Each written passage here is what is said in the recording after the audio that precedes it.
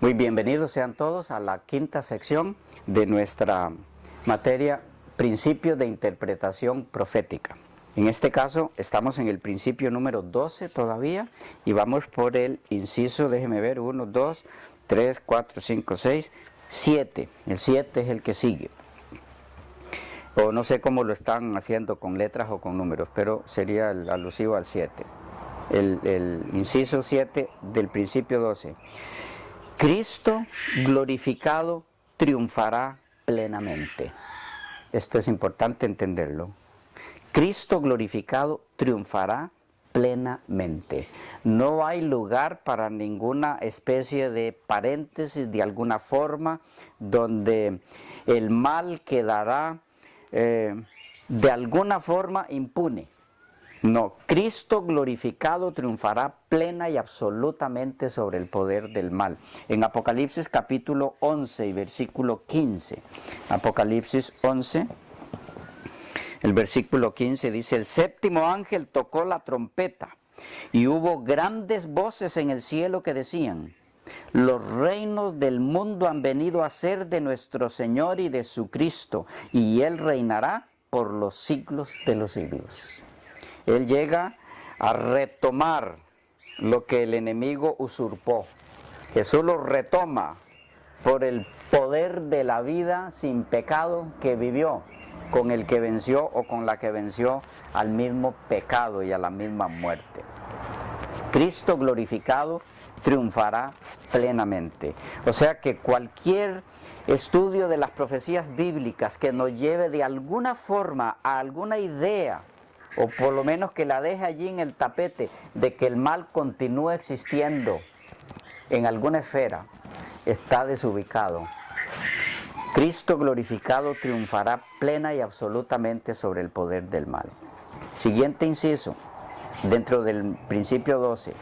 Hay un intenso énfasis dualista en la profecía apocalíptica y en sus símbolos. Hay un intenso énfasis dualista entre el bien y el mal, entre luz y tinieblas, entre vida y muerte. Eso es dualismo. Hay un intenso énfasis en las profecías apocalípticas. Eso es importante entenderlo. Siempre va a haber una marcada oposición entre el bien y el mal. Siempre van a aparecer los dos poderes. Y es importante que entendamos eso. Siempre se menciona dos poderes, el bien y el mal, la luz, las tinieblas, la vida, la muerte. No hay ningún poder intermedio que se mantiene en forma neutral. Y lo mismo sucede con las personas que siguen a esos dos poderes. Solo habrá dos grupos al final, los que siguen la luz y los que siguen las tinieblas. Nunca habrá un grupo neutral. ¿Ok? Muy importante entender eso. Bien contra el mal, luz contra las tinieblas, vida contra la muerte. No hay nada intermedio en eso. Siguiente inciso en el mismo principio 12. El uso de la recapitulación, hay que tomarlo en cuenta. El uso de la recapitulación. ¿Qué es esto? Significa que dos relatos paralelos del mismo periodo histórico pueden ser presentados con una nueva perspectiva. Repito, el uso de la recapitulación lo que significa es que dos relatos paralelos del mismo periodo histórico pueden ser presentados con una nueva perspectiva. Es una serie de visiones cíclicas basadas en la repetición y el aumento. Comienza muy sencillo, pero se van agregando más detalles en los ciclos sucesivos. Eso podemos verlo, este principio, en Daniel 2, 7, 8 y 11. Así, por ejemplo, en el caso de Apocalipsis, el mensaje a las 7 iglesias revela el interés de Dios por su pueblo a través de la historia. Apocalipsis 2:3. Pero las 7 trompetas describen sus juicios históricos sobre la humanidad pecadora durante el mismo periodo histórico. Ambos periodos abarcan desde el principio de la era cristiana hasta el tiempo del fin, pero se van añadiendo elementos.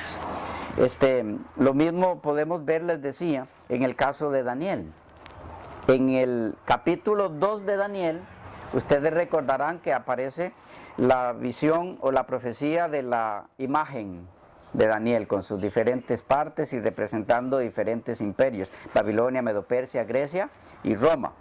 En el capítulo 7 vuelve a repetirse la misma visión, significando lo mismo, solo que con bestias, el león, el oso, el leopardo, etc.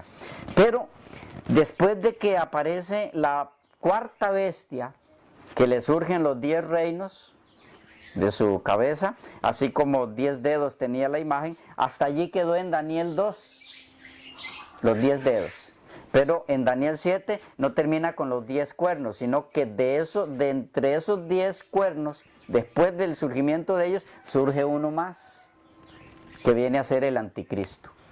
Entonces, son las mismas profecías, pero al presentarse una nueva visión, se le añaden nuevos elementos. ¿Ok? Si vamos a Daniel 8, aparece parte de la profecía de Daniel 7, que es el cuerno pequeño. Pero además de eso, ahora se va a decir más cosas sobre el cuerno pequeño que haría contra Dios, que no necesariamente se mencionan todos esos detalles en el capítulo 7. Y así va en aumento al ir al capítulo 9 y qué decir del capítulo 11 de Daniel. ¿Ok? Entonces, el uso de la recapitulación, hay que entenderlo. 2 relatos paralelos del mismo periodo histórico con una nueva perspectiva. Una serie de visiones cíclicas basadas en la repetición y el aumento. Comienza muy sencillo, pero se va agregando, decíamos, más detalles en los ciclos sucesivos. Bien, otro inciso en este mismo principio 12. En algunos libros del Nuevo Testamento se utilizan pasajes del Antiguo Testamento sin citarlos. Y a veces se utilizan términos no existentes antes de ser usados por el escritor. Repito, en algunos libros del Nuevo Testamento se utilizan pasajes del Antiguo Testamento sin citarlos. Es decir, se usa la frase o el nombre de una persona o de un lugar, pero no se dice exactamente que se está tomando de tal libro. ¿Okay? Solo se lo utiliza. Y a veces se utilizan términos no existentes antes de ser usados por el escritor. Es decir, se utilizan términos exclusivamente nuevos, que no habían sido usados antes. Ejemplo, Armagedón. Armagedón solo se utiliza una vez. No podemos ir a ver qué significa Armagedón buscando ese vocablo en ocasiones en las que lo utilizaron escritores anteriores a Juan, porque no se usa. Él es el primero en usarlo. Entonces, cuando hay términos así, el asunto se complica un poquito más porque no tenemos un contexto en el que se usaron esos términos anteriormente, así que hay que ser más cuidadosos en la interpretación que se dé. Otro inciso en el mismo principio 12, del cuidado que habría que tener al tomar en cuenta los símbolos en las profecías apocalípticas. Algunas veces los profetas usan términos donde se habla en clave. Usan términos donde se habla en clave. Ejemplo, Magog. Magog. ¿Qué es Magog? En Apocalipsis 20, ustedes recordarán en el versículo 8, hablando de los acontecimientos al final del periodo del milenio.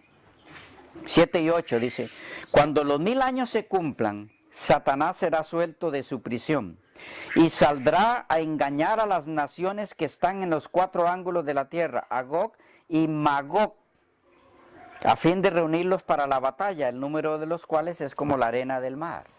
¿Qué es Magog?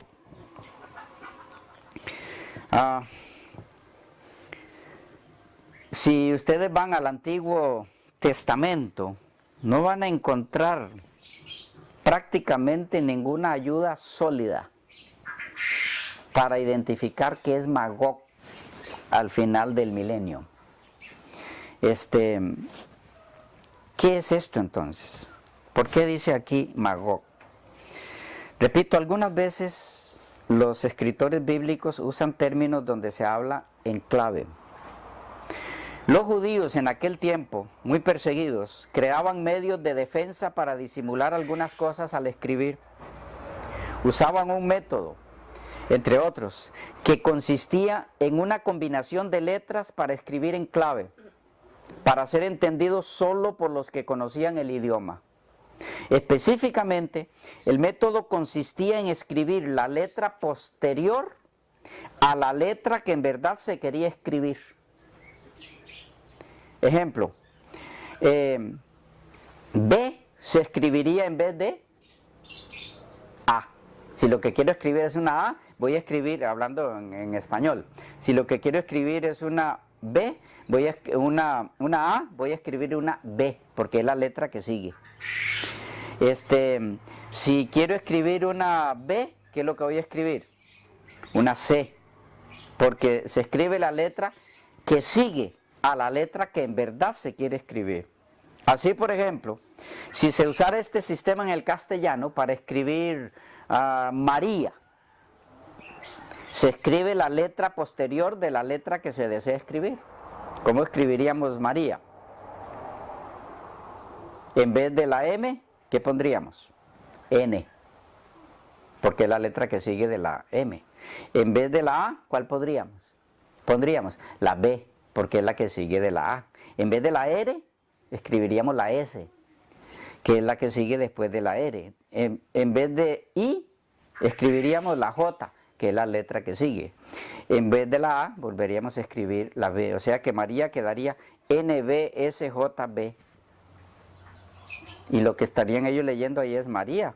Aunque ¿cómo leer María ahí? Solo ellos sabían que lo que estaban leyendo en verdad eran las letras anteriores a cada una de esas. ¿Y qué relación tiene esto con Magog? ¿Qué es en realidad Gog y Magog? De Apocalipsis 28. Ustedes van a encontrar en los siguientes textos que les voy a dar, pero no van a encontrar mayor ayuda. Solo se los doy para que los busquen. Ezequiel 38, versículos 2, 3, 14, 16, 18. Y Ezequiel 39, 1, 11 y 15. Alusión a Gog. Pero notarán que no les va a ayudar mucho. No hay mucha información ahí. En Primera de Crónicas 5, 4 se menciona como hijo de Joel de la tribu de Rubén. Nada más. Eso es todo. Entonces, si aplicamos este principio, este asunto al Magog, ¿de dónde viene Magog? ¿Qué es lo que está queriendo decir Juan con esto? Tenemos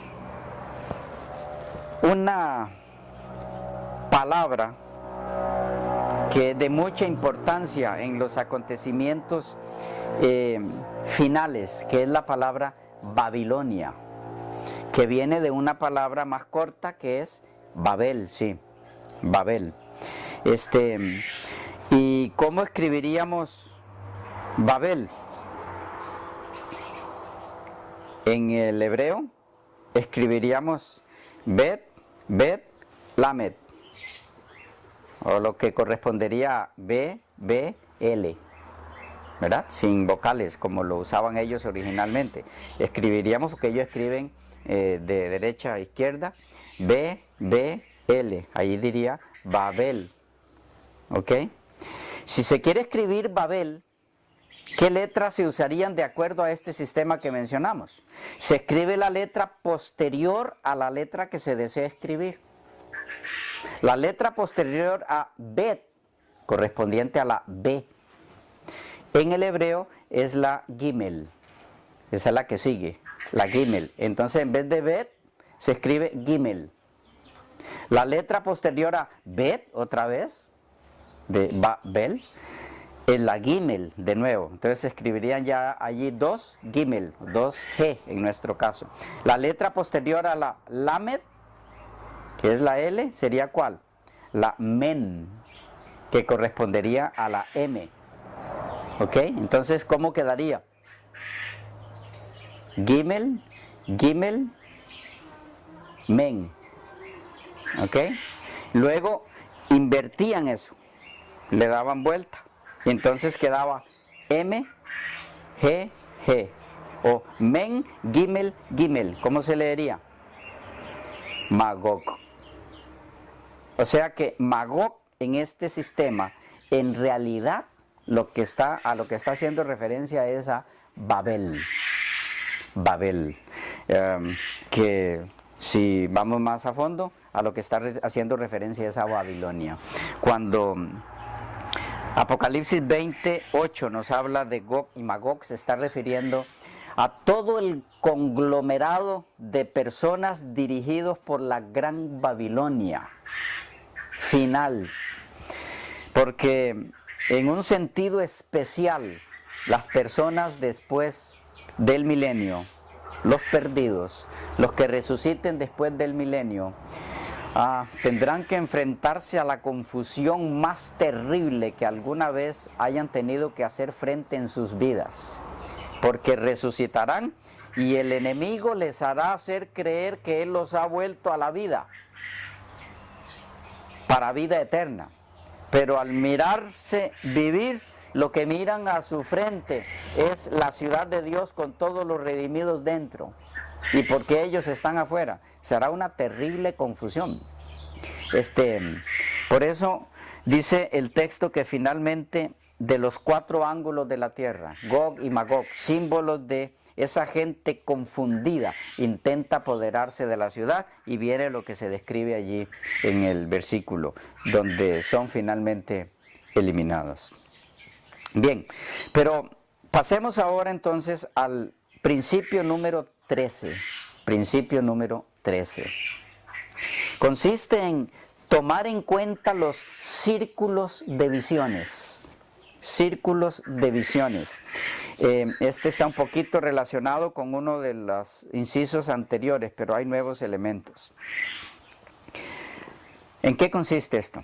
Las visiones apocalípticas son unidades independientes con su propio mensaje particular. Sería incorrecto leer Daniel 8 solo como la continuación de Daniel 7. El texto mismo nos informa que Daniel 7 abre y cierra una visión, y que Daniel 8 es, por lo tanto, una nueva visión cuya interpretación se extiende al capítulo 9. De manera que tenemos en este caso 2 círculos de visiones. El mismo principio aparece en Daniel 2 y en Daniel 10 al 12. En el libro de Apocalipsis encontramos varios círculos de visiones, algunos de ellos organizados en un patrón de 7. 7 iglesias, 7 sellos, 7 trompetas, 7 plagas. Debido a que ellos son unidades por ellos mismos, no debiéramos leerlos consecutivamente. Mezclar los círculos de visiones e interpretarlos como una larga cadena de eventos que llegan hasta el fin, distorsiona y trastorna el mensaje de cada unidad individual. Eso es importante entenderlo. Entonces, cada visión forma parte de un círculo que debe ser respetado. ¿Ok? Principio número 14. El cumplimiento histórico. Cumplimiento histórico. ¿A qué se refiere este principio? Enfoque en lo que es claro.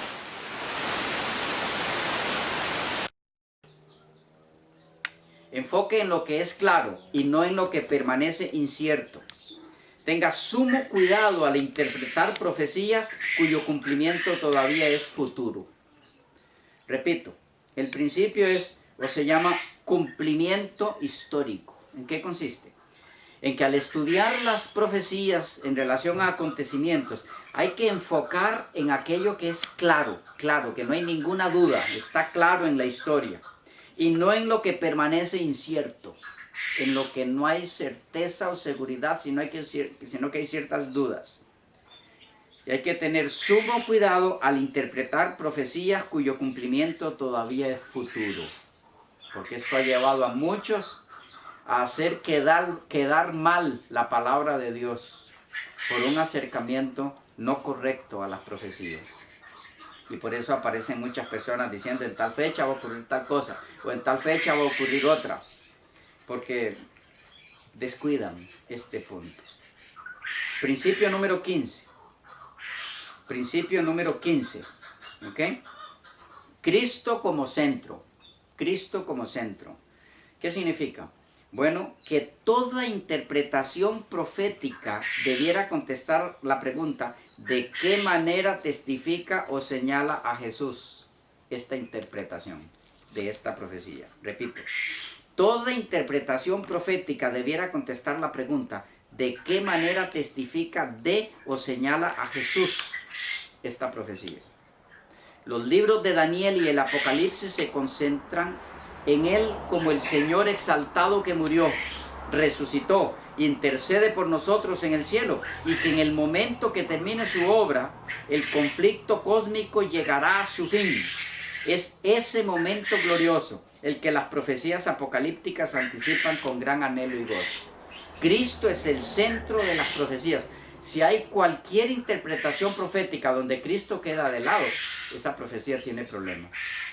Él es el centro de la profecía. Vaya usted a Isaías, vaya a Jeremías, vaya a Ezequiel, vaya a Daniel, vaya a los libros de los profetas menores, vaya a los libros proféticos del Nuevo Testamento y principalmente a Apocalipsis. Cristo es el centro, como de todos los demás libros. Entonces, en toda interpretación profética, Él debe ocupar el centro. Si no, esa profecía está mal encaminada. Principio número 16. Lo dejamos para la próxima sección. Principio número 16. Que el Señor les bendiga abundantemente.